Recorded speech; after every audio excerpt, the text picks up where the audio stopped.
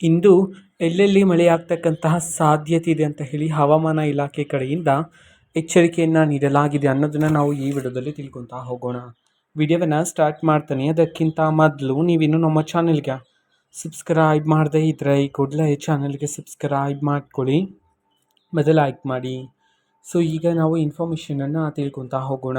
ಹೌದು, ಇವತ್ತು ಅಂತಂದರೆ ದಿನಾಂಕ 12/5/2026. ಇವತ್ತು ರಾಜ್ಯದಲ್ಲಿರ್ತಕ್ಕಂತಹ ಈ 13 ಜಿಲ್ಲೆಗಳಲ್ಲಿ ಇವತ್ತು ಸಂಜೆ ವೇಳೆಗೆ ಭಾರೀ ಮಳೆಯಾಗ್ತಕ್ಕಂತಹ ಸಾಧ್ಯತೆ ಇದೆ ಅಂತ ಹೇಳಿದೀಗ ಹವಾಮಾನ ಇಲಾಖೆ ಕಡೆಯಿಂದ ಎಚ್ಚರಿಕೆಯನ್ನು ನೀಡಲಾಗಿದೆ.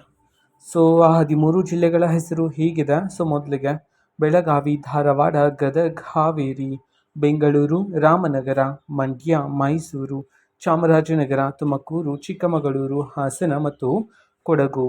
ಈ 13 ಜಿಲ್ಲೆಗಳಲ್ಲಿ ಇಂದು ಭಾರೀ ಮಳೆಯಾಗ್ತಕ್ಕಂತಹ ಸಾಧ್ಯತೆ ಇದೆ ಅಂತ ಹೇಳಿ ಈಗ ಹವಾಮಾನ ಇಲಾಖೆ ಕಡೆಯಿಂದ ಎಚ್ಚರಿಕೆಯನ್ನು ನೀಡಲಾಗಿದೆ. ಓಕೆನಾ. ಸೊ ಇದು ಇವತ್ತಿನ ಒಂದು ವಿಡಿಯೋ. ಇದೇ ರೀತಿ ಇನ್ನು ಹಲವಾರು ಯೋಜನೆಗಳಿಗೆ ಸಂಬಂಧಪಟ್ಟಂತೆ ಮಾಹಿತಿ ಬಂದ ನಂತರ ಆದಷ್ಟು ಬೇಗ ನಾನು ನಿಮಗೆ ಇನ್ಫಾರ್ಮೇಷನನ್ನು ತಿಳಿಸ್ತೇನೆ. ಅದಕ್ಕೋಸ್ಕರ ಚಾನಲ್ಗೆ ಸಬ್ಸ್ಕ್ರೈಬ್ ಮಾಡ್ಕೊಳ್ಳಿ.